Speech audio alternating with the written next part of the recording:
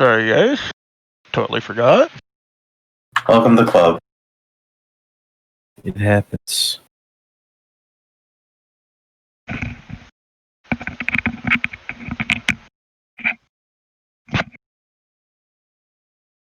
What's for dinner, dude? This place called White House Pizza. Nice. Oh wait, no, Lighthouse Pizza, not White House Pizza. Whatever. It's called Lighthouse. They have a drive-through. It's dope. It's called Lighthouse in a place that doesn't have any lighthouse. That's just I don't know. pretty fun. Wait, We what? have a lighthouse. Yeah, we've got a lighthouse. Lenomo Yep. Beach. In a place that's 2,000 miles inland. Yeah, there's just one on this lake. Yeah, Interesting. to guide the ships that are traveling at night. That place has been closed down for a long time. Yeah, ever since like 1 million people drowned there. Turns out, swimming requires a bit of work. I suppose that not they working too blamed hot. the lifeguards. Well, it was just like a huge lake, as a gigantic clusterfuck of people. and there's just 1 million fucking Yeah. people there, and they'd have like all those inflatable trampoline things they'd put in the lake, and like Yeah. all this shit, and then I don't know, like I'd say like 5 people over the course of like 6 years drowned there, and so eventually the people decided maybe we should shut it down.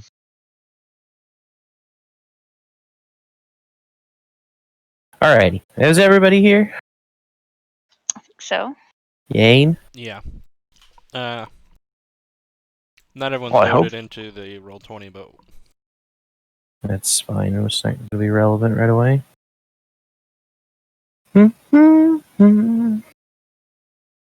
Yanni? Yahoon?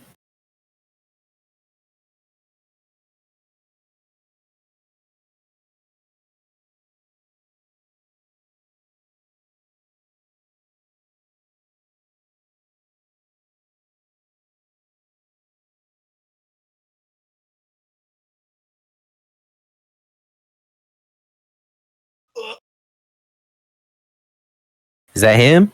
Yeah, Oh, I don't think I could have messed up my dinner any more than what I just did. We're good. What, though. did you microwave it in aluminum foil? No, or something? I made some hot dogs, but I realized after I made them that I had no buns or any type of bread at all. You have to eat it like a kid.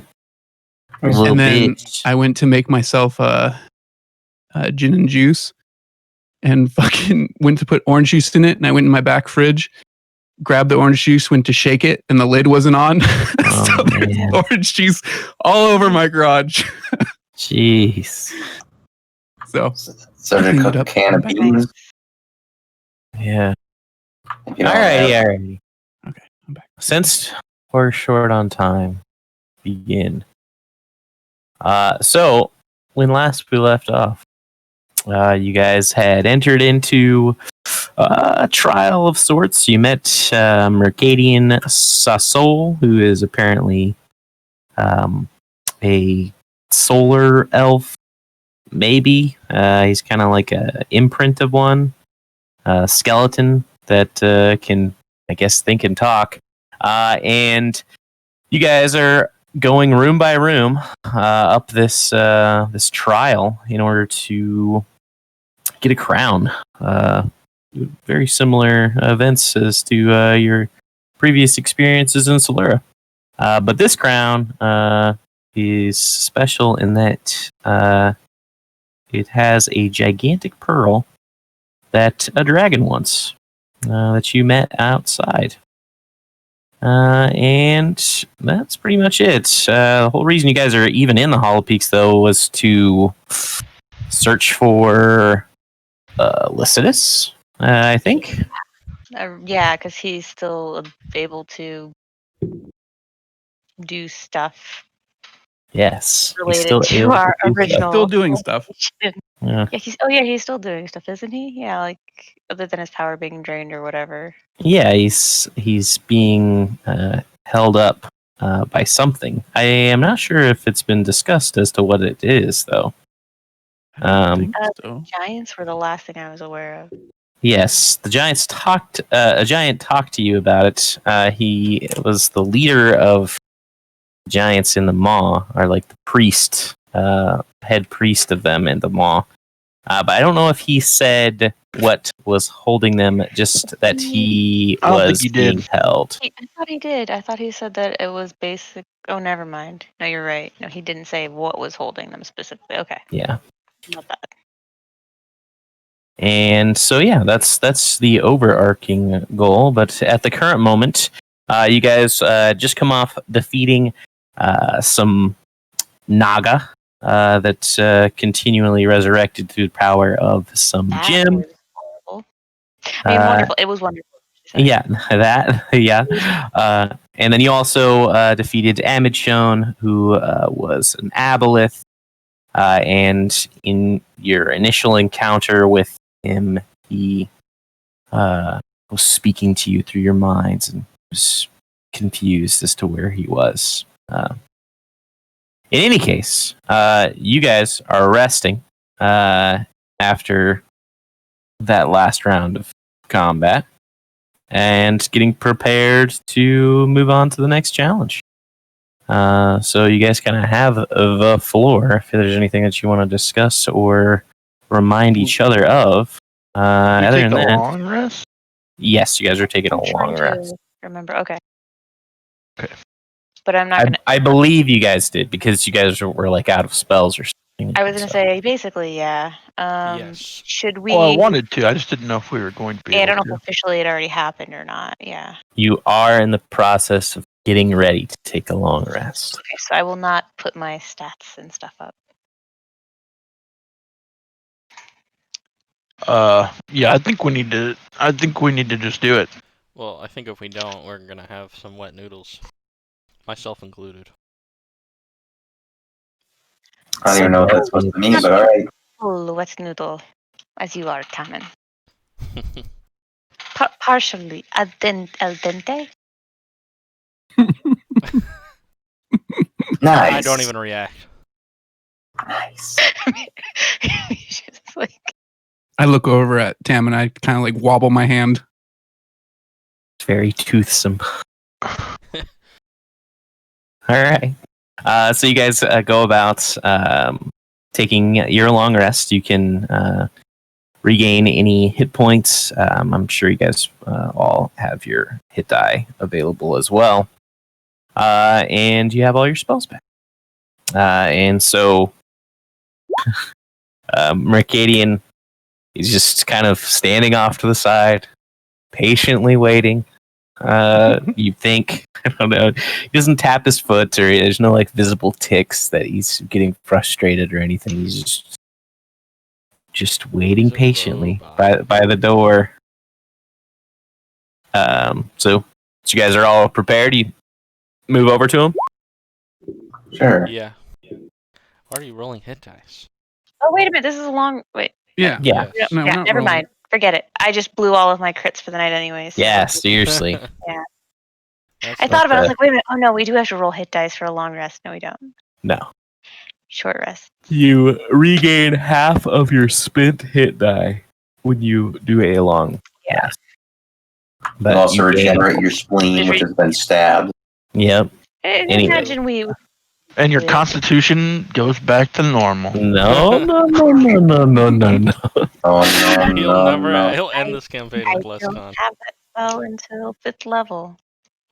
Yeah, 5th level. All right. spell. All right. Are we ready then? Yes. Of course. They are not noodles. Wonderful. I hadn't suspected you were, but it's good to get that confirmation. In any case, you guys have completed 2 challenges thus far, and we're heading into the next portion of tasks that me and Dolomith had to complete in order that we could continue construction on the holopeaks.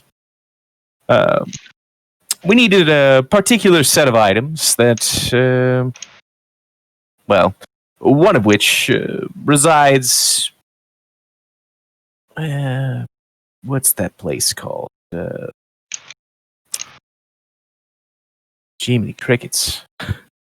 Jiminy Crickets. Shadow. Something or another. Shadow Marches. Something like that. I have That's no the- idea what that means. Well, it's a place, a plane, if you would. And there was an item that we needed to collect there, but we didn't actually have the means to travel.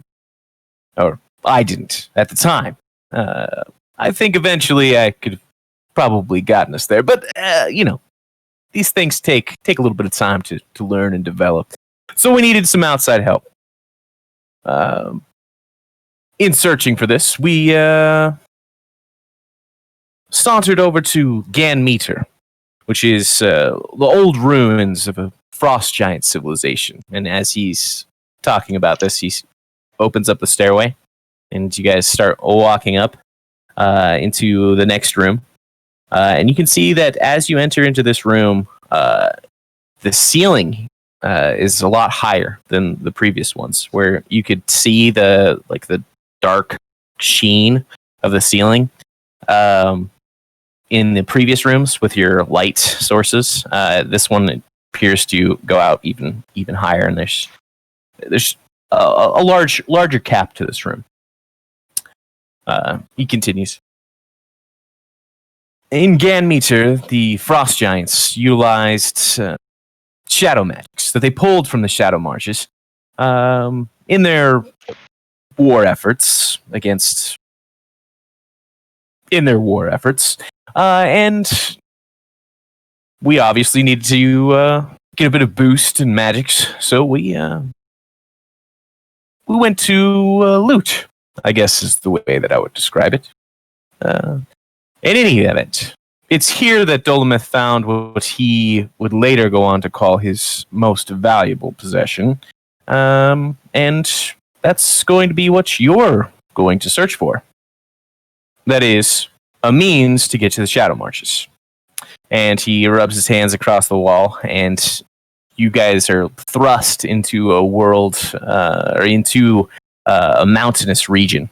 And instantly the temperature drops, and you guys are actually, again, tossed into that illusion where most of you appear to be dwarves. Kirill, once again, you're taking on the role of Dolometh, and Haldir, once again, you appear to be Mercadian. And before you is just a massive mountain range to the east, and to the west.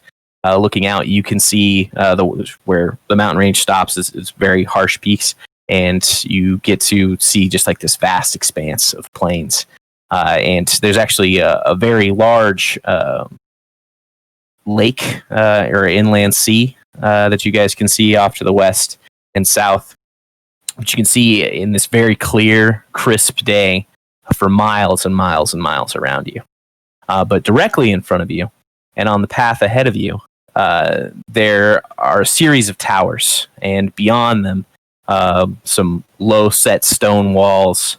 I shouldn't say really low set. I mean, to you, they look like they're low, but it's probably that they're really far away. But there's just this ring of towers that kind of go around very rundown and destroyed city. You can see the structures, the stone structures that make it up its expanse. It mostly caved in, crushed, and just or burnt up as well. You can see that there's char marks on some of these structures as well. But directly in front of you on the path, there is a large tower, and at this distance, probably 500 feet away from it, you can see at the base there is a open doorway that appears to be like it's been torn open or ripped ajar. But yeah. He gestures to the path. Better step to it. Did you run into frost giants? Well, that wouldn't be fair to give away the surprise of the event. Surprise. Surprise. Okay. Frost giants. He Probably. gestures again. Probably. Guess we'll start down the path. Yeah. Up the path, but yes. All right. No. Yeah, sure. Of course. So immediately, as you guys start to move up, there's a healthy layer of snow that's kind of coating most of the ground around you. And while you are getting a bit of warmth from the sun, it is quite cold, and you're kind of crunching along as you guys step up this path. Ooh, can I want to dig through I'm assuming I'm not just in appearance, but I'm in whatever garb or gear that person would have had. Yeah, you can kind of like dig through your stuff. I want to dig through my stuff. I mean, you have a pretty fair and standard stock of adventuring supplies, ropes, grapples, crowbar, stuff that you can pry open stuff, move grab rocks. the rope and like look at Kirill and grin. Like, Yeah. Torches. It's a different style of rope too. Not exactly sure what it's made out of, but it's not like what you guys usually have. Maybe even better quality. So Kirill would be definitely interested. but we do have like grappling hooks and other stuff like that then too. Correct. Yep. And as you guys are kind of moving along this path, you notice there are occasionally just kind of off to your left and your right on the path, and even just in front of you, there's these sort of mounds that are just kind of built and set around. I shouldn't say built. They've built up with snow covering them. But there's like pretty obvious clues that there are maybe giant bodies underneath these mounds. One of the ones that are just off the path, just a little bit, you can see a frozen hand. It's just kind of like clutching out up from below it. I'm gonna go It's just touch it. popping out. You go touch it. Mhm. Break off one of the It fingers. shatters. It's I'm gonna hand it to Misha. What? It's very large. I'm going to examine Very it. cold icy cube. I've never heard of frost giants dying to frost. This is worse than frost giants? I'll say as I look at everybody. Could just be dead and then they froze. Do they come out here to lie down? Like, okay, so actually having quite a lot of experience with burials and stuff like that, does this look like a burial ground? Well, so far you only see a hand sticking out of the ground, I got the impression or out of a pile of snow. bodies, but- Yeah, there are a lot of bodies scattered across this mountainside. If they're all under each one of these mounts, it's a giant. But unless you exhume the corpse, it's difficult to tell. They probably wouldn't open Can I- burial them. Yeah, I did think so. Or so many of them. I want to brush the snow off of its face. Okay, sure. If So I yeah, can- you start to. Yeah, you've got some resources or some tool to take care of that. So you get kind of like pull and push the snow away from the corpse, and you can see that there are slash marks that are lining this giant's body. You can see. Are we talking slash marks like Um, on because we're talking about a giant? Would it look like something like maybe something extremely large like a giant? Would have well, why don't you make a medicine no, a because, medicine like, check? giant, so- Yeah. I'm obviously thinking You dragon. can make a medicine check or a perception. And if anybody wants to help her, Yeah, sure. Can I also guidance myself? of course. I don't see why you wouldn't be able to. So Kirill's helping out. Okay. So Misha, and Kirill, you guys both kind of go along with these slashes. You can very clearly tell that these were done by not necessarily giant-sized blades, but whatever was wielding them was likely very strong. Like the wounds are pretty deep slashes, but they're not like from like an axe or anything. They are like from a bladed weapon that has a smaller blade for piercing and slashing. So it does look more like a weapon attack than it does like 3 claw marks or something like that. Correct. Yeah. Okay. Yeah.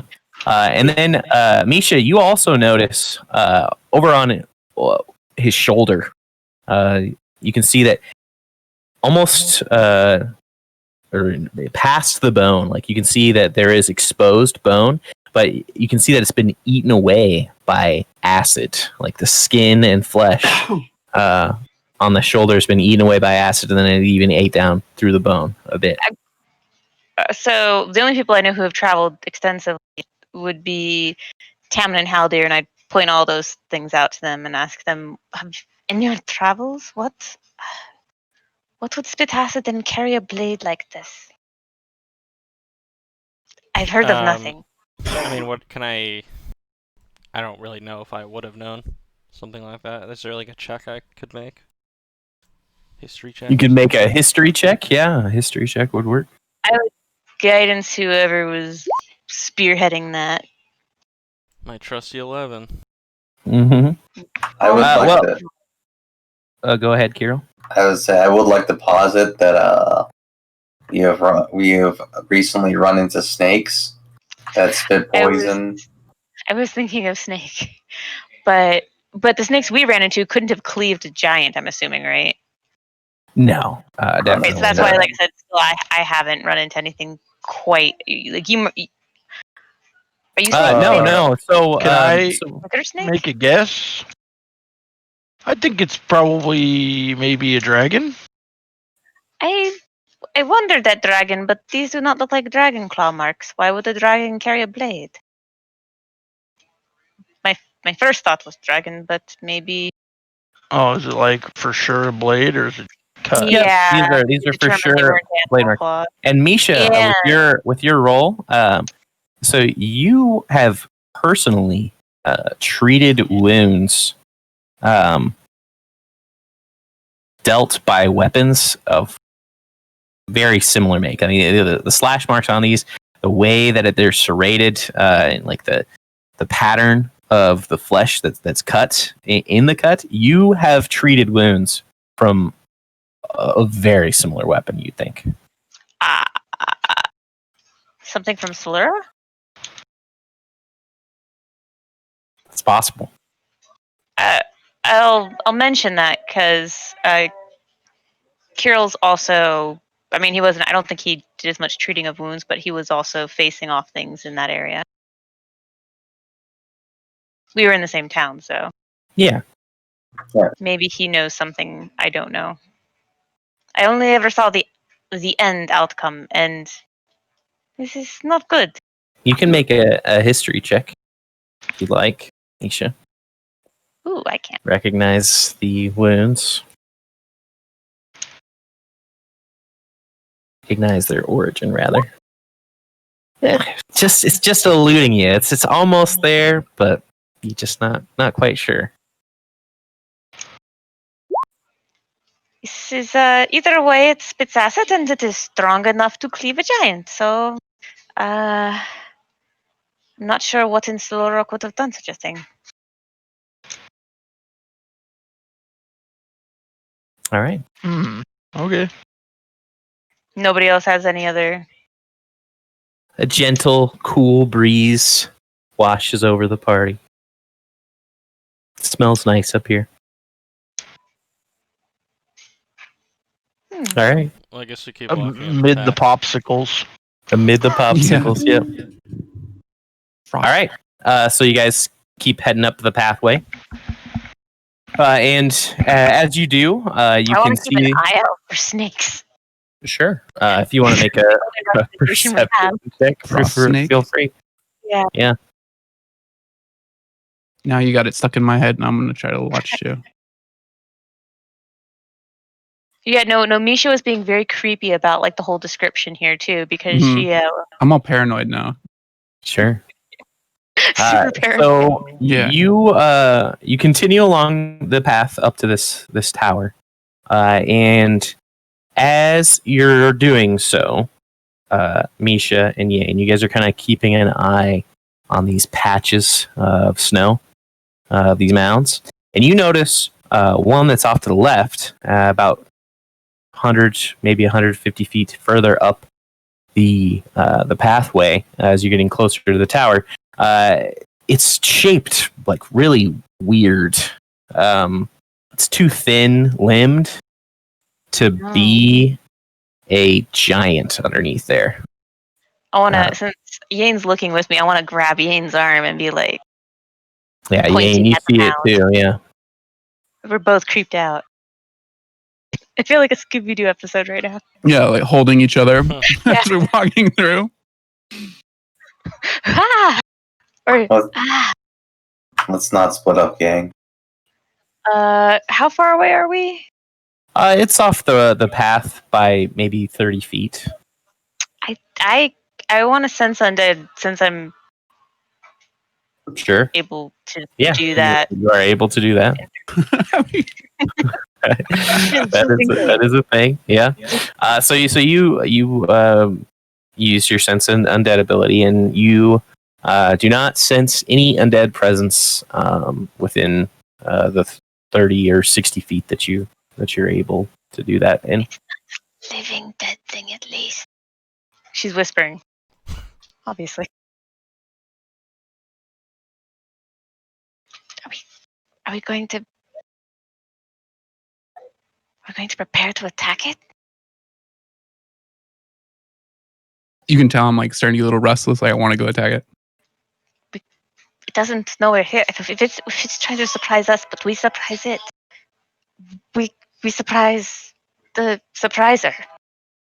I'll go get it. I'll go attack it. I'll prepare a spell. Okay, which spell would you like to prepare? That's what I'm trying to figure out. Train? I have a train really Yeah. close by. Soul train spell? Yeah, okay. I'll prepare guiding bolt. Okay. So Yane, you're kind of walking over to this mound, and you brandishing your weapon as you do so, I imagine. As you get closer and closer, you can see like it's almost like spikes that are coming up out of the ground that are coated in snow. Like they're very very pointed, like peaks. Yeah, it's now like 10 feet away from you, and in the entirety of like the mound is probably 10, 12 feet across. Can I smell anything? It's a weird thing to ask. With your perception check as you're walking over there, no. I mean, it's a very clear and crisp day. It doesn't. There's no no scent. Okay. I'm just gonna keep walking forward towards it, I guess, until somebody tells me not to, as usual. I don't know what the rest of our party is doing. No, I would be the person holding you back. They're walking. I know you're like standing there. I'm like ready with my spell. I got my hands up. I'm like, okay. So you walk up to it. You're right next to it now. Can I tell it's like? I mean, it's back to me? Is that the whole point? Like, no, it's just covered in snow. Oh, okay, got it. I'm just gonna go up and kind of brush off the snow. Okay. So as you do, you kind of brush it off, and you can see that underneath. So it's just one of these little spiked peaks that you're kind of brushing away the snow. There's also like a layer of ice that's covering it as well. But as you rub away some of the snow, you can see underneath it it's very dark,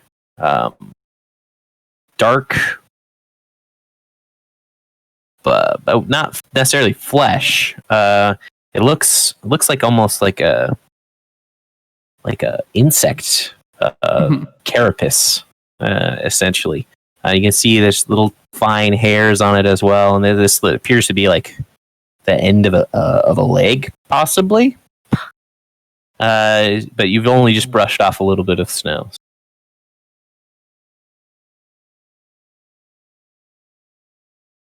Okay.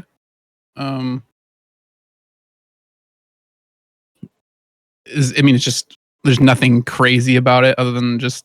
I mean, you can continue to pull stuff off of it if you want. Yeah, sure. I'm gonna unleash my spell on it when it looks like it's a big black insect leg, because I think that would have freaked me out.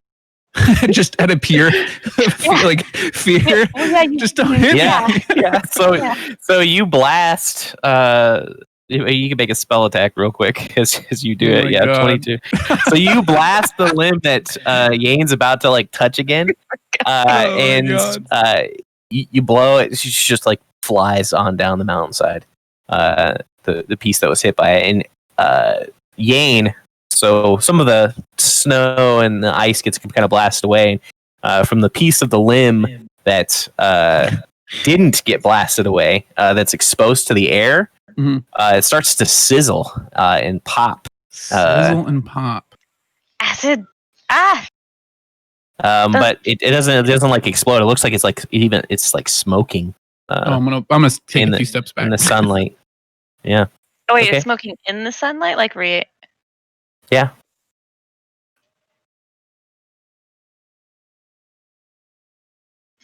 Well, that's good to know. I mean, I was gonna say whatever it is, it doesn't like the sun. Sure. Yeah. Out of curiosity, did the flesh of the creature? Am I able to tell if like the radiant damage actually? I mean, right. what you hit was just like a bit of its leg. It was completely annihilated. That's good. Good to know. It could have been because of the radiant damage. It could have been because Reminds me of like Men in Black, where they shoot the fucking cockroach thing and just explodes and it gets all over. I'm just covered in like. That wouldn't be good if I'm covered in it, but it doesn't sound like the goo actually is acidic or anything. It sounds like it's just the sunlight sizzled it, reacts right? to the sunlight. Yeah. Yeah. or now the what does open it air. smell like? I'm sure you thought about this too. Yeah. I mean, it just has an acidic scent to it. I mean, it's I'm gonna go. Yeah. Acidic. Yeah. Is it? This is An not. acrid scent to it, if you will. This is very similar to those bugs, I think, that we ran into, the small ones. Yeah. It's quite a bit bigger than the the diggers that you ran Size-wise, into. yeah. No, not size, but I mean in. But when you encountered those creatures, you also encountered something that is very similar in size. Oh shit! Yeah, we did. Those were those big spider people. Not spider people. Spider people. The Yeah. beetle people. Misha's going to spit on the ground, watching it freeze. Yeah. It's a curse. We should move Okay. on. So you I'm guys, gonna watch for cicatrids now, because And then we're gonna go back to holding each other as we walk. yeah. you continue walking up the pathway until you're, let's say, 50 feet away from the doorway, unless you want to stop farther away for whatever I'm fine reason. with it. But you can see that the outside of this tower was apparently the site of some struggle, as there are a number of mounds of presumably dead bodies from both of these factions. And you can see the doorway to the tower has been rent and broken into. And you can see that there are a number of acid marks across the stone at the base of this tower, and then up maybe 30 to 40 feet up, where it appears that it's burned through the stone to the point where it's like probably casting light inside. So it's eaten all the way through the wall, essentially. Yeah, that's what you see. You see just like a pot-marked tower, and the gateway is smashed. The tower itself is probably 200 feet tall, maybe. It's pretty tall. 200 feet tall. How much rope do we have? I'm gonna pull all the Not rope I enough. have out. 200 feet is pretty far, actually, to throw. That's a lot. It's a lot. I mean, I could do it. I could throw 200 feet. Sure, why not? Throw Nah. 200 feet. You could not throw I would sure as hell try. You can totally actually believe the statement. You He's can muted. see that there are like open ports on this tower as well, at various points. I say we go up. Also, I realized I've been muted for 7 Oh, Oh minutes. my yeah, god, you is have. that why you were so quiet? I thought you were chewing. Yeah, then you were gnawing on your He food. probably was, to an extent. Did Toe Knife go to sleep? Did he fall asleep? Yeah, he's asleep. What? But yeah, I think we should go up the tower. All right, I'm gonna try to throw it up the tower. Watching for That's what I'm Sycophants, of saying. course. Let's go. Would a So sycophant even fit in this tower? yes, absolutely, it is a It's giant along the tower. walls. The Yeah. doorway itself is like 20 foot tall, because it was made for giants, frost giants to be exact, who are like 15, 16 feet tall. In any case, are you trying or attempting to bypass some of this tower by throwing up a rope? Is that- I would totally give my rope to Ian because I believed his claim that he could throw it up to. I want to try. So I'd be willing to see. We've got grappling hooks and everything. So You can clearly see Yane while you guys were walking up here that there is the portion of the tower that faces east, Mhm. and a little bit to the south, because you guys are coming from the south west. You can see that it's kind of like caved in. The top of it is. Oh, okay. And so there's like open Like a gap, air. an opening area. Yeah. Yeah, but that's like really high up there. But there are also portholes that line the tower, and they are also quite large, large I'm gonna enough for give- any of you guys to fit through. I'm gonna give throwing it up there a shot. Sure. Go ahead and make a ranged attack roll with your strength mod Okay. to just no proficiency.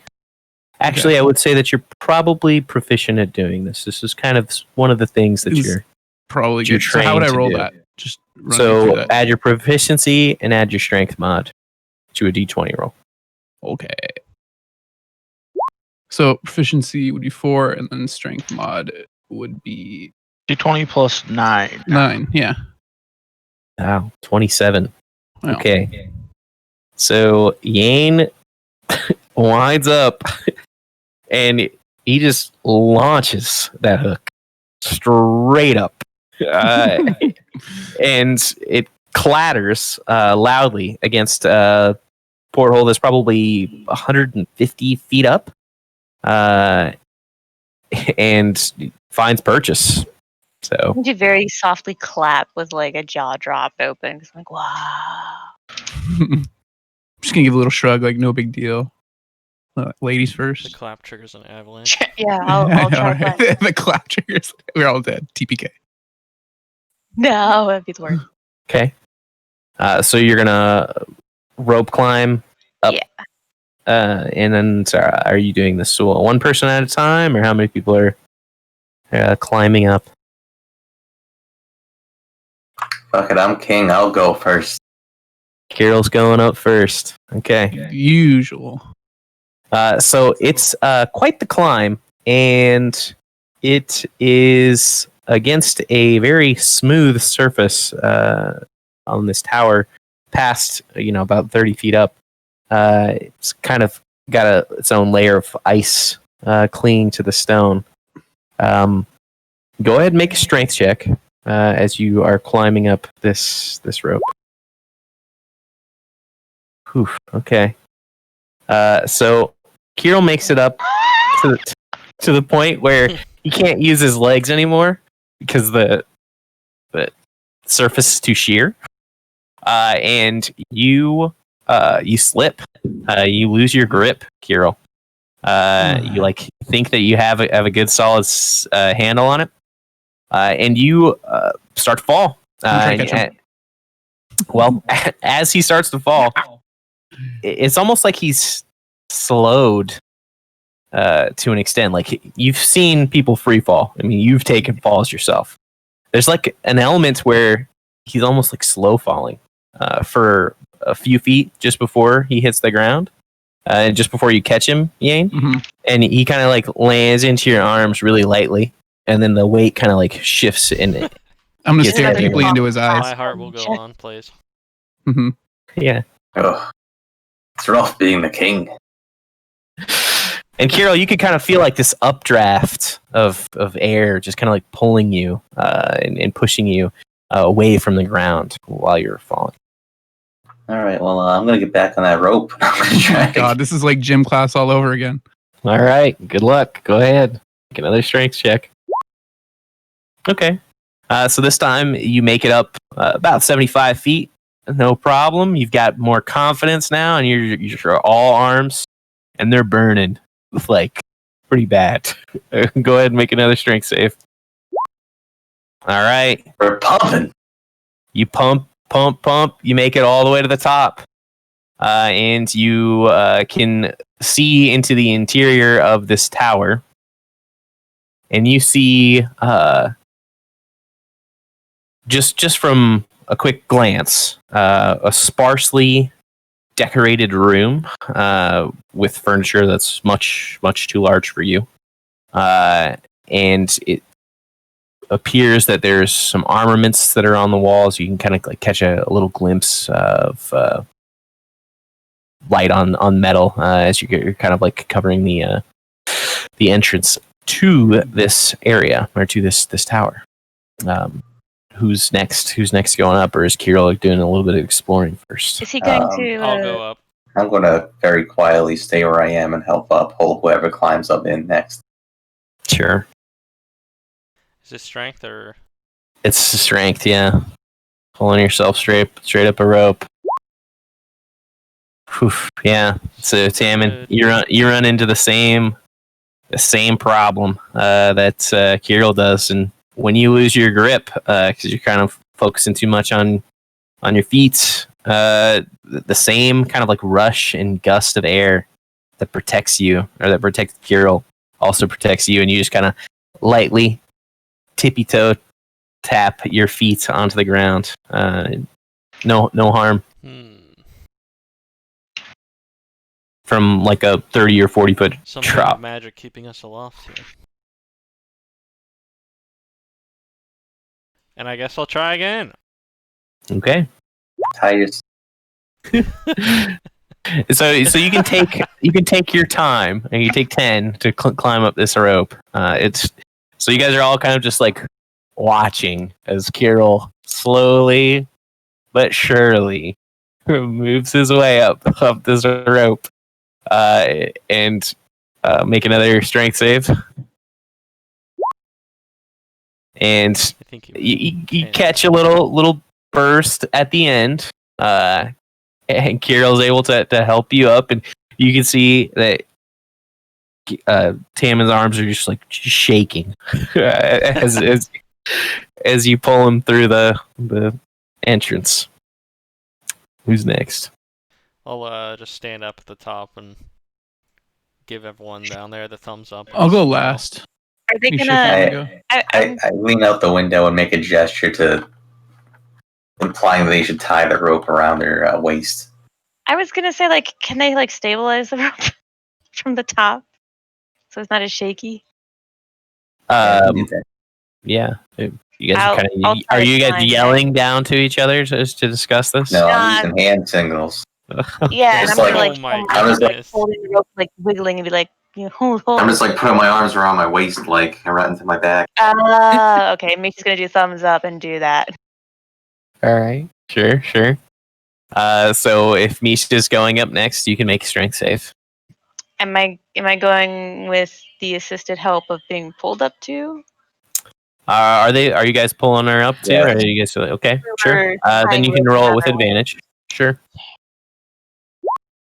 Yeah, advantage. Yeah. So make one more save as you're making the second part of the ascent. Sure. So mostly with the help of Kirill and Tammin. It wasn't due to me. Yeah. You make your way up to the top of the tower. You guys let down the rope again. I suppose. You can go up. I'll go last. I'll help assist the other two as best I am able. Sure. Yeah, I mean, both of them, with your guys' assistance, since you guys are already up there, are able to effectively get their way, make their way up to the top of the tower. And so you guys are all in this.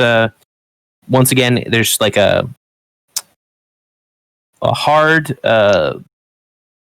brown, like dark brown wood desk that's dominating this room. It's like sets higher than you, like the top of it is. Kind of feel like a kid again. And this is just massive chair that's got a bunch of furs that are laid over the top of it. That's like setting behind it. And you can see just on the other side of this desk there is a dead frost giant who appears to, at least in his living days, been fairly well armored and looks like more clean cut than the ones that were out there. Maybe he was like a higher class or a higher rank, but he's very dead.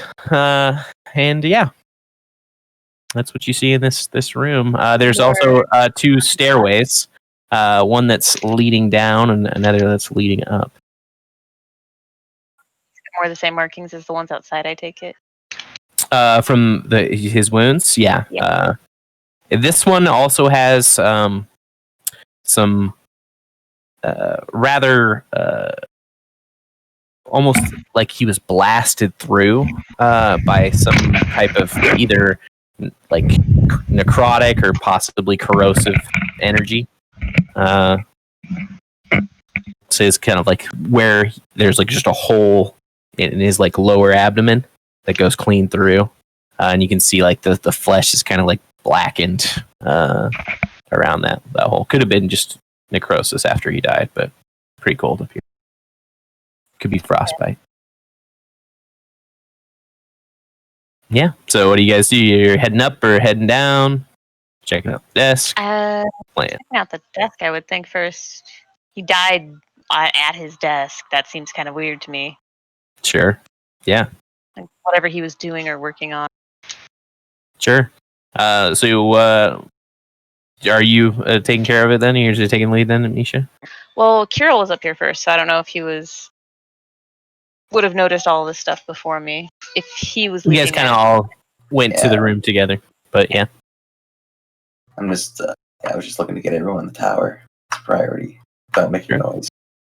So Misha, you kind of crawl up onto the gigantic chair, and then once you're standing on top of the chair, you can see the top of the desk, and you can see that there are a number of really quite amazing portraits of what you could probably suspect is this giant's family that are all kind of set up. And then you see there's like a stack of these. They're almost like larger than dinner plates, but they have this kind of iron gray hue on the outside. They're like discs, but on the inside you see like about the size of a fist or like an open hand rather. There's like this gold print, and it looks like a face of just like a crowned giant or something. It looks like a giant coin, basically. Wait, you said it was a giant crown? there's a face of a giant who is crowned on the coin, but the coin is the size of a plate. Does the crown have a giant pearl in it? It does not. Nah.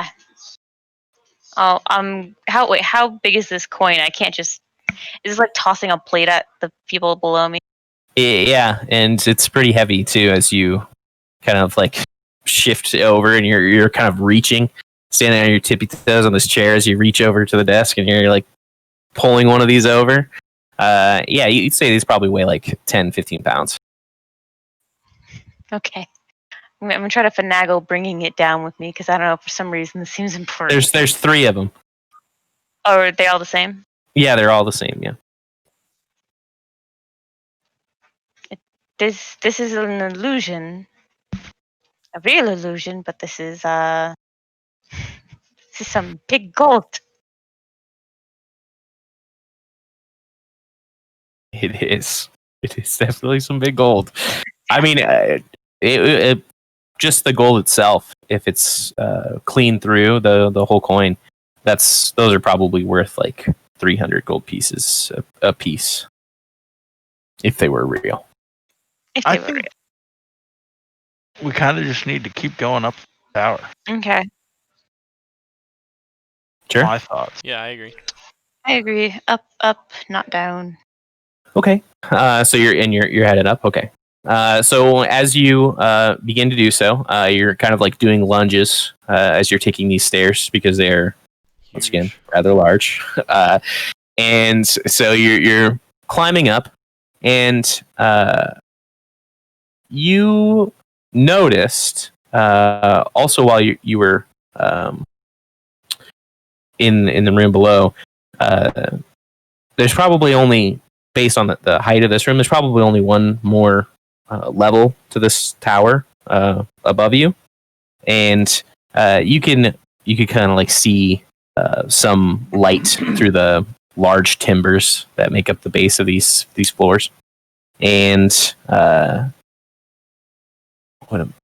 you could see just like the glint of not only the light of the sun, but like the glint of maybe more gold or just like some lighter metals above you. But as you guys continue up, what's the marching order? I'd say pretty standard. Yeah, pretty standard. I'll go I guess I was first. gonna say Kirill goes first. Yeah, Okay. the normal. Kirill Taman. Haldir, Misha, Yane. Yeah. Yep. That's what we usually do. Kirill, Taman, Eldir, Misha, Yane. Okay. Also, still watching for spider crawlies up on walls. Yeah. You just they- reminded me. I'm back to being paranoid. I'm like, now I'm annoyed that I'm the last person. Okay. I'm looking up. I'm looking at the walls all around, just in case they descend down. Sure. So you guys continue to move up, and are you kind of at the very least attempting to progress quietly, or are you just kind of moving? Oh, I'm walking on tiptoes as best I can. I don't know about everybody else. So if you would like to, you can make stealth checks. Sure. Wow. I wasn't expecting that. Damn, Oh, this is the stealthiest we've ever Jesus. been. yeah. And Ever. Taman just comes Kirill with hasn't rolled yet. mediocrity. Somebody has advantage, right? There it is. Oh, there's I was waiting.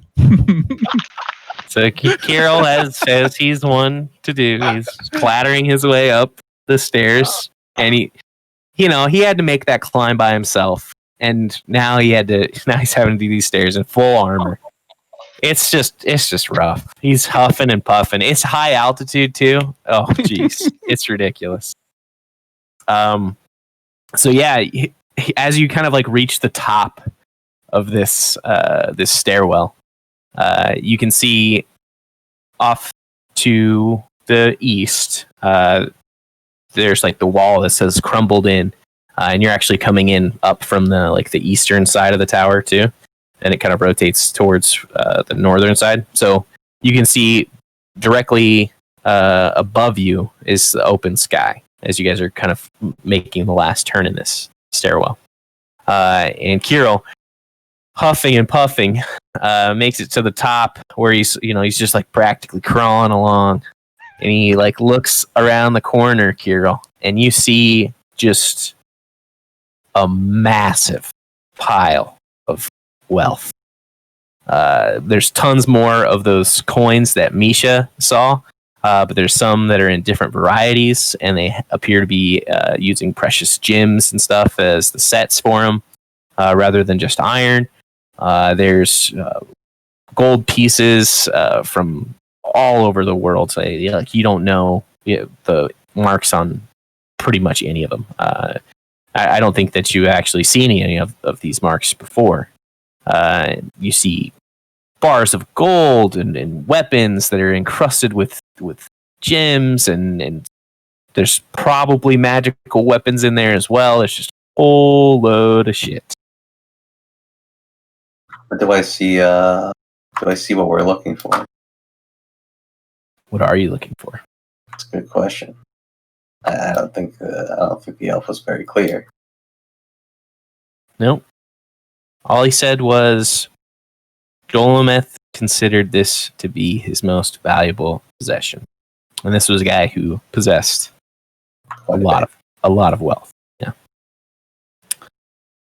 But so you kind of relay this information to everybody. You guys are all just kind of like looking over, waiting for what Kirill reports back as he peeks around the corner. It's gonna be like an Indiana Jones thing. Oh no. No, just the goblet. Oh, Yeah. there's so many different things that could. What do you mean? Hey, if you had lots of those, is there anything that doesn't look like it belongs? I suppose would be the first thing I'd be looking for. These are all. Yeah. So I mean, are you all walking up into this room then? Yeah, but I'm gonna be like kind of almost glaring at Kirill since he's making such such a loud noise that I like to hit a stealth roll. Not that. Yeah. I Okay. finally made- So as you kind of all walk into this room, you can see that it's just kind of set in, to your eyes, pretty random piles of wealth. And you can go ahead and make a perception check, Misha, as the rest of you guys are all walking up to the top of this tower and seeing just tons. This is more money than you have ever known to exist, pretty much. That's 14. 14? Yeah, someone give you advantage. That would be amazing. So you're taking your time to kind of look through this stuff. I imagine everybody is, but nothing's particularly standing out until you notice a blade with this is just like the handle or the grip that's kind of sticking out of a pile of coins and gems. And you've seen Tammon's weapon. He's had the Nimbus blade for a really long time. The style and the pattern that's on the handle is the exact same. It is your sister blade. Elves are weird and very fond. What did he say? The stalker you have. He said there were 3 blades. But he said The there was storm some kind of swords. history to them, yes? Some kind of history. All I know is he said there were 3 of them and that they possessed powers. Tammin, do you want to? I'll come over and examine the blade. Sure. So you pull it from I'll pull it out. the treasure, and it's larger than the Nimbus blade, and it's single edged, and it's got a long it's got a slight curve back to it towards the end of the blade. You would probably consider this a long sword for your liking, or compared to what Yeah, you sure. normally wield. But yeah, I mean, it's a sword. Looks like it's incredibly well made. Was it some kind of killage? Oh, you're asking, well, like what type of sword it is? I'm not sure what the names of the swords are. Well, let me look up what a killage looks Well, like. I guess I'll hold on to it. I mean, what the hell? I bet this is like an imaginary world, probably. So it'll probably disappear when we're done. But It'll work while we're Whatever. here, no? we can use I can it for hold- now. Yeah, go I ahead. can hold on to it. Go ahead, Mr. Kirill. I'll hand the blade over to him. Sure. Nice. All right. So, given that I'm holding this and we're still here, means that this isn't the item. Okay, yeah, I mean, I was also holding it, so that's true. Yeah, I know, but I'm the king. Oh, I see what you're saying, yeah. Do I see any eggs? Make a perception egg? check. Ooh.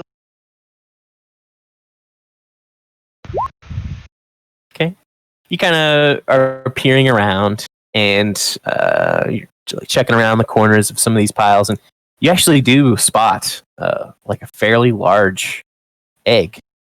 You kind of like walk a little bit closer, get a better look of it, and it's probably made out of gold. But it's, about the size of your head. I want to inspect it and see if it's actually made out of gold. Sure.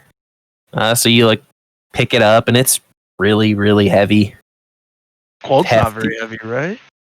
Oh, good. Yeah, Gold's heavy. Gold's heavy. Yeah, it's Yeah. heavy. It's chonk. It's a chonk. You kind of scratch at it with your fingernail, and you're able Chomp at to. it with your mouth. Oh yeah, I mean, if you do that, you're able to bite into it. You leave an indentation. Seems to be real gold. All right, I'll put it back. Why do you want an egg? Except I'm actually watching you gnaw on an egg here. To any of the okay, basically, I'm just asking. Well, does Haldir detect? Haldir, do you sense any sort of magic about? I don't think I can actually just do that. I think you'd have to do an Arcana check to tell if something might have like an aura of magic. You might not be able to tell what it is. So you can't act like a I would like a imagine magic there's dog. magic everywhere because we're in a magic fucking. You're in a treasure trove of magic right now. Magical items, possibly. He means that the very reality that you're existing in is magically created. Your That's what magical I'm senses. saying, yeah. Yeah. That's why I don't trust that we'll be holding onto that sword. It's so soundly magic, though, that we can't tell it's magic. That's that's true. just it. It's real to us. Is It's- the other part. That's why we can die. Near perfect VR. So Haldir, is you're kind of, just looking around for anything of note. Just kind of getting a little bit frustrated, I imagine. Haldir is just kind of looking around, and you actually do see on portions, like the beams that normally would be like supporting the ceiling. There's 6 of them around the room. And as you're looking at one of them, just trying to figure out what's going on, you see that there is a very intricate and out of place rune that is set. And looking at the other pillars that would be holding it up, the ceiling, you see that the same one, or at least it looks like the same one from this distance of about like 15, 16 feet away from it. And it doesn't glow or anything like that, but you can see that it's etched in there very well. But yeah. It's on each of the pillars, and there's Yep. 6 pillars. Mm-hmm. Okay. I suppose I'd go fucking look at it a little closer. Okay. So you kind of start to climb up the. Oh, it's like high up in the pillar? Yeah. It's high up. It's like 15 feet higher than the Oh. floor. Yeah, I'll just say, Gain. I'll call him over, and I'll stand on his shoulders. Okay. Sure. I'm gonna hunch down a little bit so you can get up. Okay. Let's see. So you inspect it further, but again, this isn't really something that you've ever encountered before. Important to note, though, every race kind of has its own way of writing and tapping into magic and ley lines. And when you learn about different styles of magic, you kind of learn some tendencies that different races have when they're writing runes.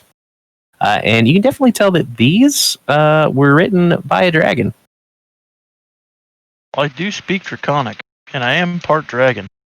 They are not written in a language, but they are. Yeah.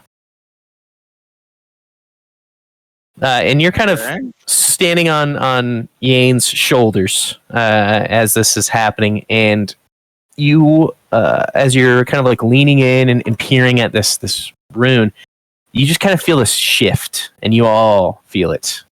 Yane, you have to kind of take a half step to keep your balance, and how you're just holding on to the pillar as the tower just kind of sways a bit.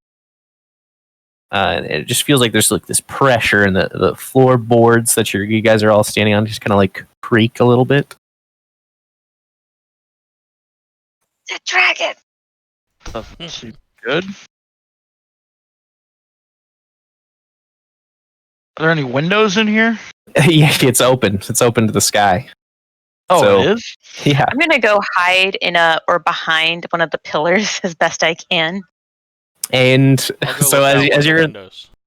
you're in the process of looking out of one of the windows, and Yane, are you helping Haldir down probably? And Misha's No, I'm just gonna replace fucking that. push him off my shoulders. Okay. Shrug him. Yeah. Again, the air stops him from hitting the ground hard, so he's safe from the fall damage. But you hear this loud booming voice, and it sounds like it's on top of, or maybe just above you. Just what do you think you're doing with my goods? This is highly unusual. Dwarves here and with a solar elf. This is very strange. And you start to see materializing above you, and he's just kind of straddling this wall, is a massive silver dragon. And his face is probably 20 feet away from you, Haldir. He's kind of looking specifically at you and very intently. Does he look familiar? Does he look like the dragon from outside the? Well, that one's black and this one's silver. I mean, facially. Yeah. You didn't get a really good look at the one that was out there, but who was the person who was held down by?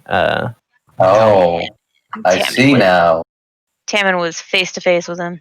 I Tammin was think this face-to-face. is the point where this guy stole the thing that dragon wants back. Could be right. Yes, the gem and the crown. Right. So that's why I was thinking could be a similarity so, in the dragon. So Tammin, you were the closest to him. Yeah, I you was definitely, the one that he pinned down. You definitely think that this is the same dragon. Yeah. Yeah, I thought so.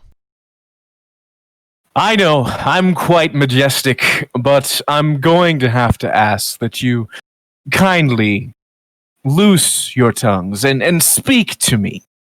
What exactly are you doing in my hoard? And he's kind of tapping his claws on the side of the wall.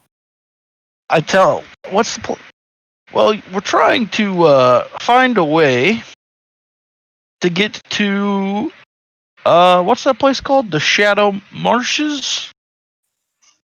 The Yeah, the Shadow Shadow- Marches. Well, you're certainly in the right place. You've come to study under the giants, I imagine. They have quite a few portals brimming around. Capable arcanist, are you? We're in the works. Making progress. Might I ask what you're going there for? It's rather dangerous, and you're rather weak. Do I know what we're going there for?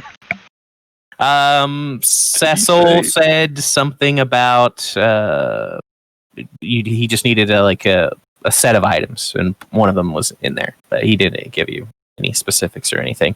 But it's kind of coming to you as you're speaking to him, like it's like a memory of something that you don't actually. It's not like a. It's not an original memory. It's someone else's that's kind of like popping into your mind, and what you're looking for is called the light anchor. Oh well, you see, we got to get the light anchor from the Shadow Marshes. Yeah, that's what we're doing. Would you be able to help us with that by any chance, good sir? Oh, I suppose I could, but please, let's get to know one another before we're asking for favors. My name is Soren, the Majestic, if you would. And Soren? who are you? Sorendor. Sorendor, okay. I'm Dolemev, King of the Dwarves. King of the Dwarves. Wow, that's Yes. quite the title. But so far as I know, you're the first dwarves to ever be on this continent. And Exactly. again, I say I am quite confused because you, a lowly and sentient race, but definitely by no means immortal, are hanging around with this. And he gestures to Marcadian. A genocidal freak of nature. Could you explain that relationship to me? Just real quick. So a second ago, you said that Sisyphus or something told us this. Was that a mistake? Cecil is Yeah. Mercadian's last name. Okay, thank you. Sorry, go ahead. Well, I assume he's directing that question at Kirill. Yes. We've kind of come to this land in search of Providence, I suppose, and he seems to have a common interest. I don't know with the rest of his people. Well, let me inform you, because I fear you're making a mistake in your allegiance. You see, these solar elves, as they fashion themselves to be, perpetrate genocide every so often against all of the sentient races on this continent. Included in this are these giants who once had a thriving empire. I imagine yours will end quite the same way if you continue on with this. With all due respect, Solinar, Sorendor. Sorendor, Keep treating I him differently. don't do not represent my people, nor do I necessarily agree with the way that they run their civilization. Much like many dragons I've encountered would have eaten me by now, but you have not. You're an individual, as am I. I cannot control what way I was born or who I am born to. I merely live my life. So you would say that you were broken off from the family. Is that my understanding? That's correct. They're And none too pleased. why are you with this dwarf? He's a man of great promise. And, you know, when you're an outcast from all of your own, You could use a friend or two, I'd say. Interesting. He kind of leans back a little bit. He's tapping his chin with his claw. So you just stumbled upon my hoard then? You didn't come here searching for something in particular? Oh, we kind of were confused Oh. about why there was a bunch of dead giants outside and thought we'd take a look. Yes, the Sycothids, the tool of the genocide. That's what the solar elves used to cleanse the populations. And they cleansed these poor giants. How long Not ago to was say this? that they were, well, they would have been long dead. Much earlier than I arrived here. But their hands were not even that deep beneath the snow. Well, yes. Sometimes the snow melts. And I will say I have been keeping the skies a bit clear in my time here. I like to be able to see far and wide. Can I get some? Can I? Is he being truthful? Can I do an insight on this? Yeah, absolutely. And so what are you trying to infer? Is he bullshitting me about those giants being long dead? Sure.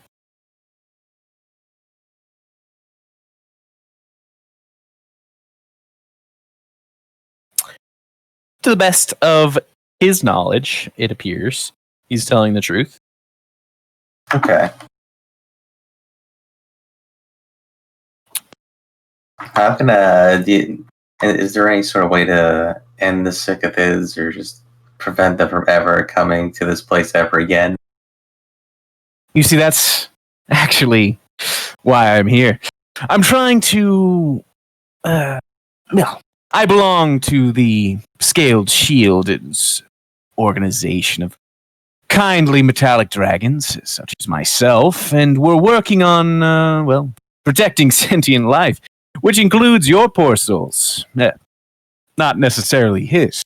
But, in any case, I've been sent by my order to research this continent.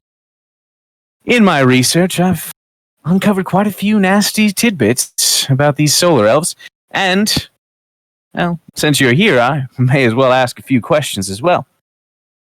But first, I want to make sure that you're being very truthful, Mr. What's your name? Dolemeth? I'm speaking to the elf. Sorry. Oh, I apologize. Oh gosh, Mercadian. And so he kind of gestures with his hand. And you start to fall under the effects of a zone of truth. Do you try and resist the effects? I don't know. That's a good question. Here's my question. Do I think the things I said are true? Because I don't actually know. So, I yeah, think I do, but right. So Mercadian, from what he said, and from what little you know, he not part of his he's outside of the organization of the Solar Elves, right? He doesn't necessarily answer to anybody, so far as you know, and he didn't when he was working with Dolemeth. But all he wants to do is make something awesome, so that he will be remembered forever and ever and ever, and the people would sing glory on his name. So that's kind of the general impression that you get. also, never mind. That's fine. Yeah, I will not resist the effects of the spell. Okay. So is it very truthful that you've parted ways with your brethren? It is. You no longer visit the Dawn City? No, I do not. Nor do I intend to. Do you have the best interest of these fine dwarves, or at least compatible interests with their well-being at heart? Certainly. I just want to build a kingdom with this king right here. He gives you a stern look. All right, wonderful. then we are among friends. It's good to hear. I've been rather lonely, I will say. And he kind of gestures to a pile of coins, and from it, a massive black orb starts to levitate. And you can see that it's carved with tons and tons of runes, and like the whole surface of it is basically etched in. And he grips it into his hand. He says, I'm perfecting a device that will, in essence, be able to protect these poor citizens, Oh shit! lower life forms, from the darkness that abounds and lets these Sycothid run free. I don't know if you know this, but they sizzle and pop in the sun. It's quite the sight. But I want to make a lot of this, and I need help to do that. So, how about this, eh? A favor for a favor. Dolometh, I gather you're quite the crafter, and with the solar elf at our side, I imagine we could accomplish quite a bit. What do you say, friends? Absolutely. Perfect. Can't have these disgusting monsters just wandering about the land killing people. Yes, and I have a question about their randomness. It's not so much a wander as it is a directed march. So, the way this works with the scaled shield is you have to swear your life to me, and I will swear mine to yours. It's quite simple, but in doing so, we're bound forever.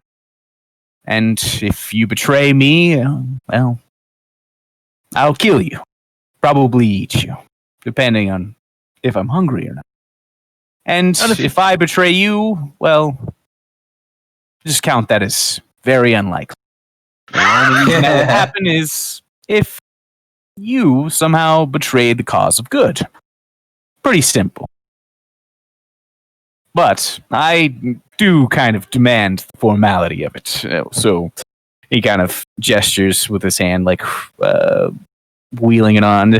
The kneeling and the swearing an oath and all that sort of thing. Let's hear it. Sure, I vow. He's just got this big smile on his face as he's doing I vow it. to only do what is good for this land and my people, and to not deceive you. Wonderful. That is perfect. Marcadian, please. I'd say the same. Verbatim. Ditto. Wonderful. Is this And- like a magical ritual, or is this just like a verbal contract? The way that he's beaming, it seems like it's pretty important to him, but you're not like seeing anything magical happen so far as you can tell. Yeah, I'm worried about this. This is like the devil's contract here. I'm behind a pillar still. Cursing Each solar and every elves. one of you, come on, let's go. What were the words that he said again? He was saying like that we won't harm each other so long as they're... I said I would only take actions that would do good for my people and this land. No, To I not want to know deceive his him. words. Oh, sure. I can't remember what you said, That Tom. he said basically that you are going to serve each other, and you're going to basically work together in not necessarily he didn't have like a stated purpose. It's just like swearing an oath that you would work together or be cooperative with one another, essentially. Nothing about not harming anyone else. No. He said that he would eat you if you or betray you if you guys took a wrong turn, pretty much. I felt like the Nice. theme behind it was he doesn't want the solar elf to Yeah, I'm just... suddenly I just start. wanted to make sure I didn't miss anything, because I didn't quite hear all Sure. of what he'd said originally. In that case, I'll say the same words as well. That seems fine. Okay. Yane. Yep. Same. Just verbatim. And you there, hiding, sort of. Come on. Dragons are intimidating. I Oh, understand. majestic. Uh, I do not want genocide as Good. well. It's a good stated goal. I like that. I appreciate that. But I do need an oath. An oath to Serve work together. Serve who? me. And Serve I, you. in turn, will serve you. What do you want to? I mean, no offense. You're a majestic dragon. I'm a dwarf. I Well. don't understand how I could serve you. The king and the son of, yes, I get. Right. They are people of importance, and Well, you work with them. Are you not important to them? You're important to me. You're serving your king, your people. That's good work, and I need good workers. what would you have us do out of curiosity? It's just swearing oaths seems kind of important. Very true. Well, I had intended to put this on you once you had all sworn, but if you're being so hesitant, I might as well dispense with it. So, you need to get to the Shadow Marches. I can get you there. No problem. But I need something in return. A service for a service. So, what I would like you to do is go into the Dawn City and into the prism, All right, my mouth's like dropped up, like and I would like you to steal the font of emptiness. Which I'm sure means nothing to you. And really, that's not even the best translation for it, but doesn't translate to the common tongue very well. In any case, it's an item, and with his help, and he points at Marcadian, and just a dab of blood, I'll be able to send you to that location where you can retrieve that item. And then I will help you by taking you to the Shadow Marches and retrieving your item. What do you say? what are you going to do with this item that is from people who kill us? An excellent question. I'm not sure yet because I don't really know what it is.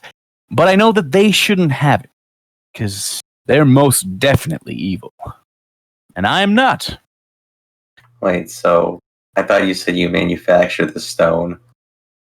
I did. This orb of protection. I don't know exactly what I would call it. But I'm planning on making more. It only covers a radius of maybe 2 or 3 miles, but it should fend off the darkness. And I realize you probably aren't exactly familiar with these terms because you've been here for very long. But every 200 years or so, the sun kind of gives out in this area. To me, it sort of seems like a partial illusion, but I'm not exactly sure how it works. In any case, I can store the kinetic energy from the sun in these stones and provide a beacon of light hounds, ideally, or to locations that will ward off the Sycothid. And by doing so, I will be able to protect the sentient and small races from the solar elves, because they're dastardly bastards. They are dastardly Okay. bastards. So how do you manufacture it? Well, I need tons and tons of precious metals, a few souls of the willing, but obviously we wouldn't be taking from you, and well, my own magic and a great deal of time. It's a process, but with you helping me, I imagine it'll be quite quicker.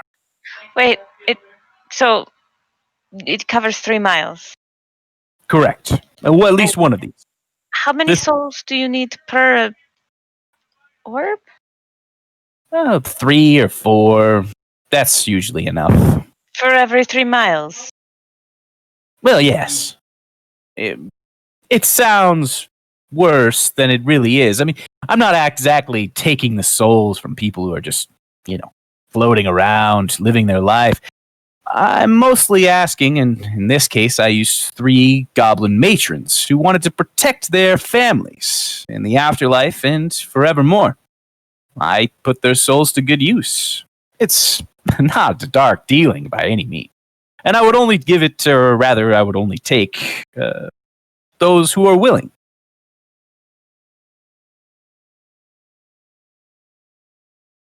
But let's not get hung up on the details here. It's a rather simple request. Would you be so kind as to collect me the font of emptiness, and I'll help you with your trip to the Shadow Marches. Do we have ourselves a deal? Yes, I think we can agree to that. Wonderful. That is just wonderful. And he kind of looks up into the sky a little bit and starts to squint. And you can see he's kind of like moving around on the tower as you kind of finishing up this conversation, Haldir. And you notice that he's tapping the runes that are around the top of this tower. And he's tapped 5 of them so far, and he's going to the 5th. So, being as we're allies now, you mind telling me what you're doing with the runes there? He taps the last one. And for a brief moment, the image that you guys are in, it like shimmers. And it almost breaks the illusion that you're in. And he kind of sets his hands together and puts his head on it. And he leans down and looks at you. So now that we're alone, let's dispense with this illusion. I was never much good at acting. And he kind of waves his lower hand or his left hand, and you guys all revert back to your normal forms. Let's make this very quick because I don't know exactly how long that's going to hold him off. I take it you're in some sort of trial. Is that correct? Yes. Bastard Sanos. And this is Mercadian's doing. He's still alive. He's some sort of image of him. This guy still look not black? Yeah, he's still a silver dragon. He's kind of rubbing his chin.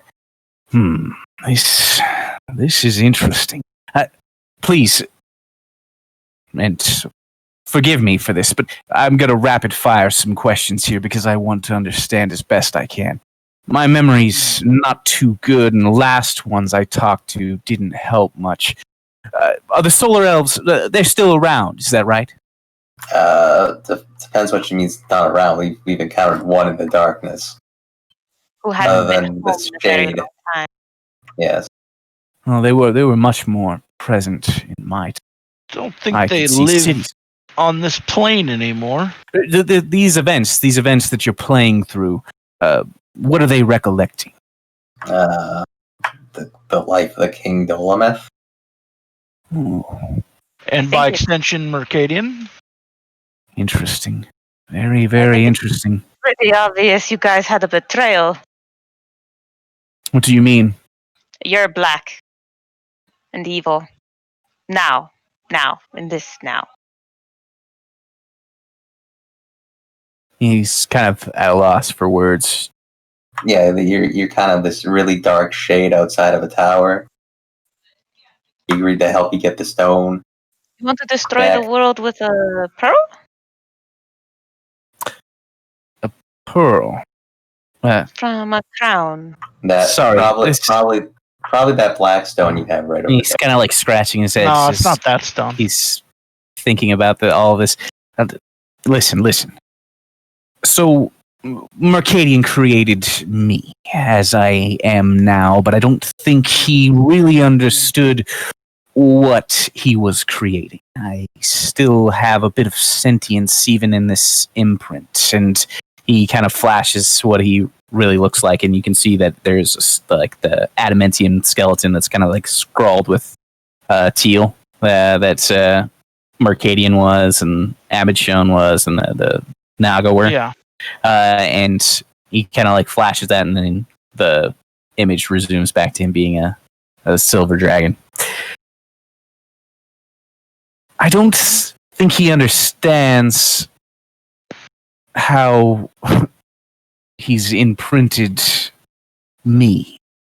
But know this, Mercadian and these events are most likely a facade, and do not trust a single word that elf says in any aspect. If I am this way, then it is very likely that he is this way, and any other intelligent creations that he's managed. He's definitely like a golem thing. He's not really alive. Would you be so sure? I'm not really alive. I'm not really alive, but here I think and can escape the pattern of the illusion. Question: what morally? What do you think we should do with you, your real self? Because you seem to be quite corrupted and broken.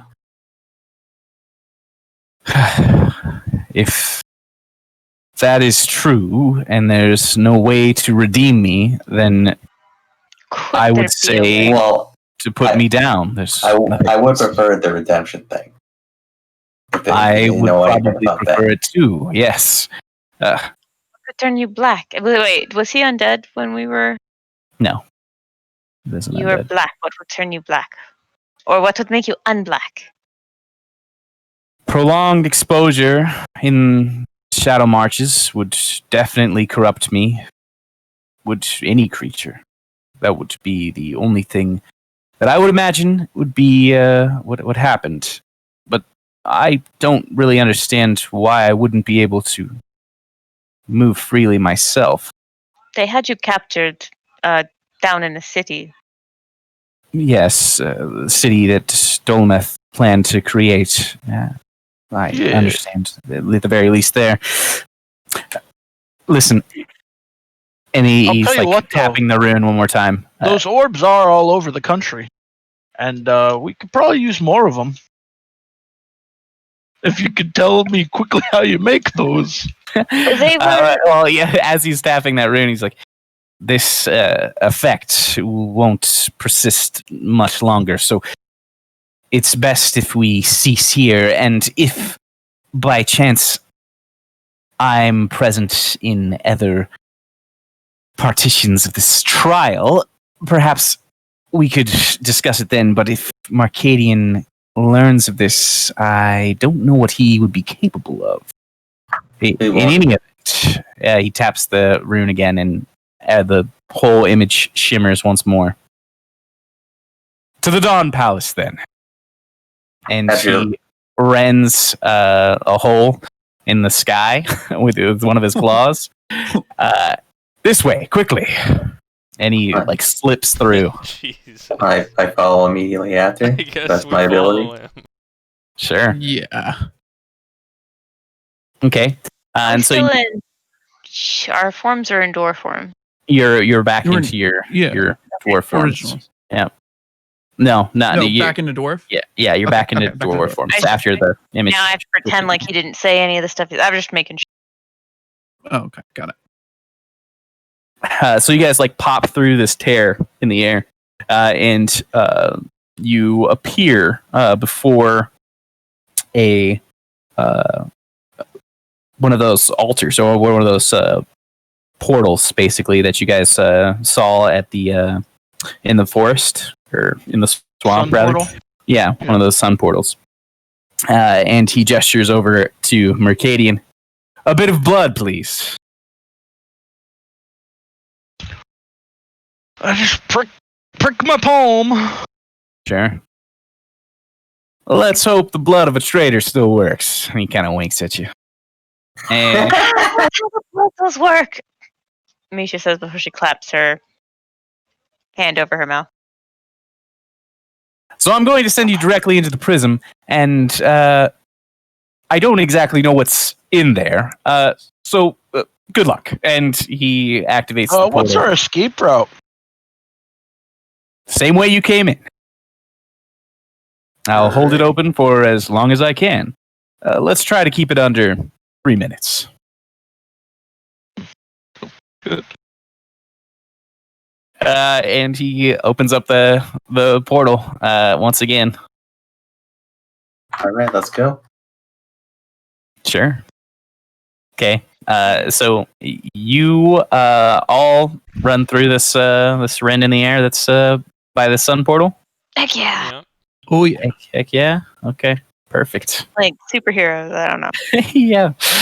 So you dash through, and immediately you can feel just like your body undergoing just like this crazy and tremendous stress as you're lobbed across the world in planes, and you kind of like blink a couple times as your body starts to adjust to this new reality that you're in, and you are essentially in a glass room, and all around you in every direction that you can see there are massive structures of insanely beautiful design, curved glass that's catching the sun, and structures that are 300, 400 feet tall, hundreds of them all over the place. But you appear to be in a very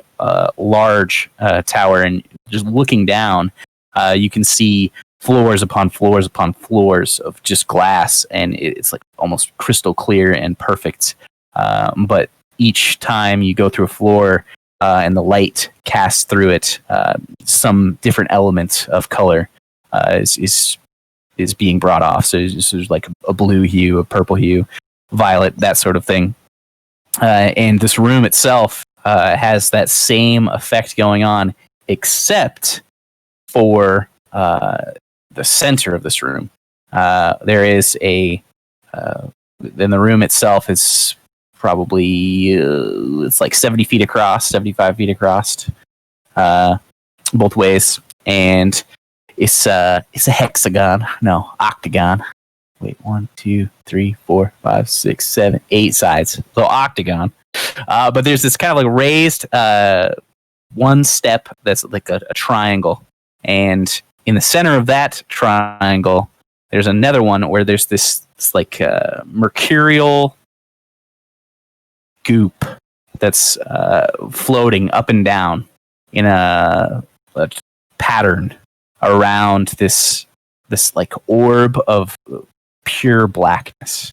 And you can see as the light's passing through this room, it's kind of like getting warped and pulled into this like dark well. It doesn't really have a shape.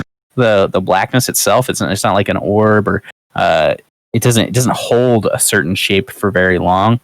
And as you're kind of looking at it, sometimes there's like an element of it that it almost looks like maybe it's a crown, but then it kind of looks like it's like a hand almost at times, and just kind of like rapidly changing nothingness, like a dark mass that's surrounded by this like it's almost like a liquid silver that is like dropping from the ceiling, and it's rising up from the floor at the same time. But that's what you see. And just behind you, there's this the opening where you can still see the mountain peaks behind you. And I will pull you to this page so that you can see. I want to like get like a piece of ration or something from my pack and toss it in this bitch. Sure. Hold on. Let me pull you to this. Oops. Didn't do that. So you guys are on the on this Oh, page. here we go. I might have to zoom out. It's in the top left corner. Oh, Okay, there it it goes. is. More black. More black. So mercurial looking, lots of energy. I don't think we could touch this. That's why we're putting the limbus spread in it. Okay. Okay. So are you Desperate. are you walking up to it then, or are you tossing it from here? Well, You move your character does however you'd like. I missed this part. Like this is like So it's just the like floor one here it's look one different? step up. Yeah. It's just it a platform, isn't- right? Yeah, it's just a platform. It's just one step up. It's purely see-through glass. Kind of refracts the light a little bit differently as you see it pass Go through like- it. But How about there? And Okay. just toss this So, thing in the the hole. moment that you take a step up onto the first platform, Oh, okay, I'm dead. no, you instantly feel this pull and this like draw to this darkness. So it's this like emptiness. This orb of and- annihilation. Yeah, and it's cold here. It's like really cold. There's that one step difference where, but before you were in this like almost rapidly warming environment compared to where you were before. It's like soul crushingly cold as you step there. But nothing else happens. But there's just this quicksilver goop that's falling from the ceiling, and then it's like cascading back up. Yeah. Well, I want to throw some rations in at that thing, Okay. So you break off a piece, like a black hole. and yeah, you break off a piece and you toss it in. Why don't you roll a attack roll? With a ranged attack roll, rather.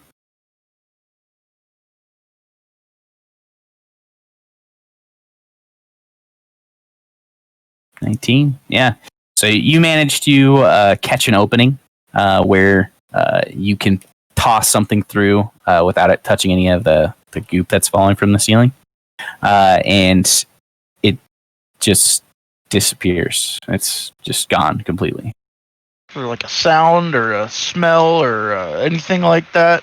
Nope. There was nothing. It's gone. What happens if you like slap it with Mage Hand?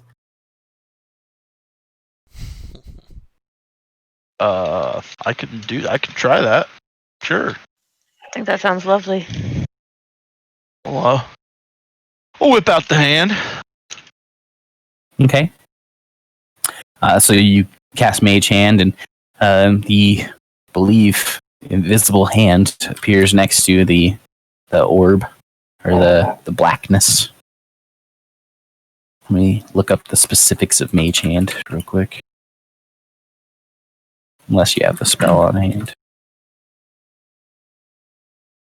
A spectral floating hand appears at a point within your so range. you can see it. Yeah. The hand lasts blah blah blah. Touch stuff with it. Manipulate an object, open a door, blah blah blah blah blah. Can carry up to 10 pounds, and you can move it 30 feet each time you move it. So you summon it to the orb next to the orb. Do with it. Mm-hmm. And yeah, I just kind of want to move it around, see what happens. A little shake. You attempt to pass the hand through the emptiness, and you notice your spell is no longer in effect. Okay. Oh boy. I cast it again, and this Okay. time I just want to try and mess around with this silver shit. Okay. So you kind of like see if some of it like pools your- in the hand or anything. yeah, absolutely, it does. Immediately, like kind of like starts to gather in clumps and starts to like weigh down the hand, and then it very quickly surpasses the 10-pound limit, and the hand starts to like get crushed underneath a pile of this stuff.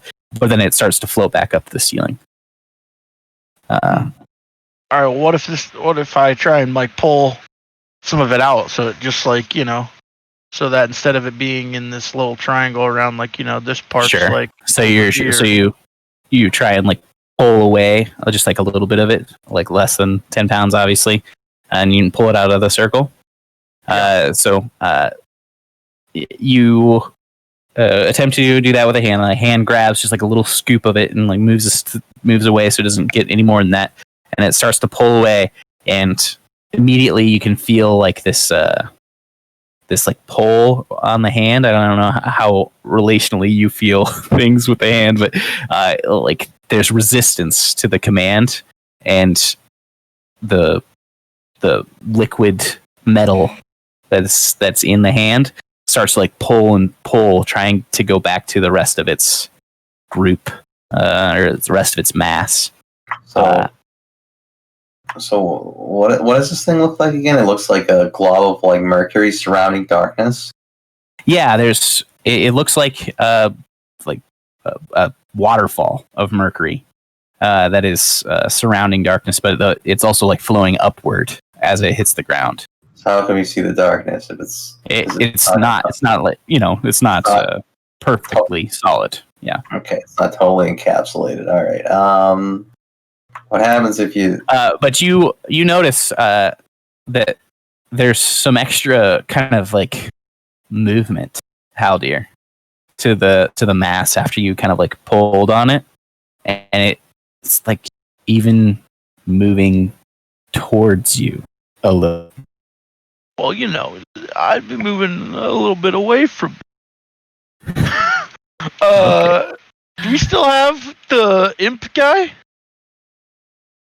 Yeah, you still have the Chimdard. Yeah. Maybe we should send him at that thing and have him try and get a hold of it. Thoughts? Anybody? I don't really know.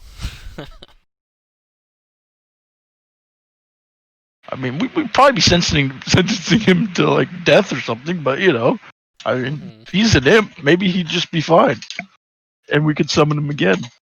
I wonder if he'll even show up in this illusion world. Because technically, aren't we supposed to be solving it the way they solved it? I don't think it matters. Doesn't matter. No, you just have to solve it in general. It doesn't have to be the same way. Oh, like sure, yeah, pot the imp out. I was like, if nothing else, maybe he'll know what or how or give us a clue to deal with the goo. I think Kirill's got him. The shit's still moving towards me? No, after you stepped away from it, it also regressed back to its normal position. Dang, it's actually too bad I don't have my familiar right now. Guys, what if I put my finger in there with this ring on it, and it would just, eat the ring, and all my problems would go? I'd only lose a finger, right? I wouldn't do that. But you can do that. I mean, it's your hand. So I've got a shield on my dwarf, but that's not my shield, right? It's just a shield. No, it's your stuff. It's my Yeah, stuff. it's your stuff in addition to some. So we need to traveling gear inside the goo place, or that the goo is like flowing down around and basically obscuring and hiding, right? Correct. Is there, looking around the room, from like, I don't know if there's like drains or anything else like that that these things flow to from the up top. Do we see anything? So you can make a perception check real quick. If we just dumped the silver shit in the bag of holding. I mean, Persuasion. A natural 20, sure. But that's not that's a persuasion check rather than perception. 29 then. 29. Okay. So there is no discernible vents or valves or grates or anything like that. This you can see that on the top of this room, and on that little pedestal that is holding the darkness, there is another triangle that is encapsulating it, and it appears that the quicksilver is falling in within that triangle's means. Like that's where it's baseline. But when Haldir pulled it away, it moved past that, at least for a moment. Oh, and that opened up some larger holes, I take it. Yeah. Yep. Paint. How did it paint with your mage hand? Paint a bigger circle space. Well, it's not. It's like an actual like structure to it that's above it. So it's not like it's just like a marking or anything like that. It's just the glass is shaped in such a way. Yeah, I want to put some of it in the bag of holding. I'll move close enough to do so. Okay. But actually, okay, I want to use Mage Hand again and have the Mage Hand put it in the bag of holding. Okay. And then bring it back. Just a small amount. Sure. Okay. Yeah. So you siphon off like a couple little pebbles from the the ooze, the quicksilver rather, and they fall into the bag of holding. Seems to have worked okay. The mage hand brings the bag back to you. Okay. I want to go over here. I want to have the mage hand pull the shit out, like over here. Okay. Of the bag of holding. Do you have the bag of holding like on the ground, or are you like holding it yourself, or what's the plan here? Yeah, I'm gonna hold it out like at arm's length. Okay. And the hand's gonna go in and get it. That's my thought. The hand's gonna go in and grab the. Okay, so it grabs the little mercurial pebbles, and it pulls them out of the bag, and immediately you feel, or you can see that the hand is struggling as the ooze is trying to go back to where it belongs. But then you can also see, as it can't, like once it's like meeting the resistance and the fact that it can't go back to the rest of it, or its host, it starts to like kind of go over the hand and like coat it and like fill in parts of the hand, and like you guys can all see like it's like the ooze itself is like stretching and like wrapping itself around the hand. And then after a moment, you hear like almost like a slight pop, and the mercurial drops to the ground. The hand has disappeared, and the mercurial starts to fling back to the waterfall. I'm pretty much out of ideas here. Yeah, I have no clue what this thing is. I keep thinking gelatinous cube, but I mean, that's too. I wouldn't know that one. So when he grabs it and stuff, and it's separated, it's trying to act like it has life and everything. Yeah, it seems like it. That's the case we could try and kill it. Could do. I was debating on trying to Don't have to tell me twice. throw my shield like a Captain America. It's an object, right? That it's around. I know it's black, but So it's almost not really an object. It's you're talking about the void. It's like as you guys have been able to peer into this room, there are instances where it looks like it is an object, like this familiar. Like sometimes it looks like almost like a face or a head. Sometimes it looks like it's almost like a knife or a dagger of some type. It shapes itself into a key, but these are like just like flashes of an instant where they're holding these forms, and really what it is just like a conglomeration of nothing. How dare does the goo burn? I didn't touch it.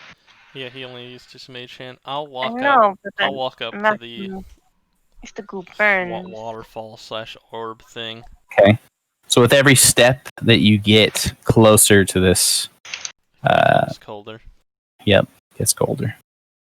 Yikes. I'll take one of the magic arrows that I have.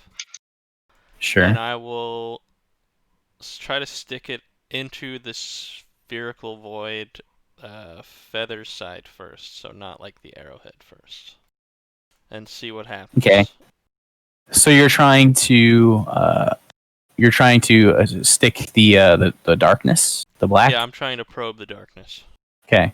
But there's like the constant waterfall of the mercury that will definitely land on the. Fine.